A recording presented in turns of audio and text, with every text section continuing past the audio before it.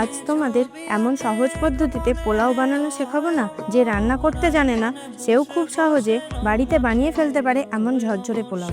আমি এই রান্নাটা 6 জনের জন্য করেছি, যার জন্য 6 কাপ মতো গোবিন্দভোগ চাল ভালো করে ধুয়ে নিয়ে তার মধ্যে পরিমাণ মতো ঘি, লবণ, হলুদ, গরম মশলা ও চিনি দিয়ে ভালো করে মেখে নিয়ে 8 ঘন্টা মতো ঢেকে রাখতে হবে। তারপর কড়াই গরম করে 1 চামচ মতো ঘি দিয়ে তাতে লবঙ্গ, ছোট এলাচ, দারচিনি ও তেজপাতা দিয়ে কিছুক্ষণ নেড়ে চেড়ে নিয়ে কাজু ও কিশমিশটাকে হালকা বাদামি করে কিছুক্ষণ ভাজতে হবে। তারপর আগে থেকে মেখে রাখা গোবিন্দভোগ চাল কড়াইতে দিয়ে ভালো করে ভাজতে হবে।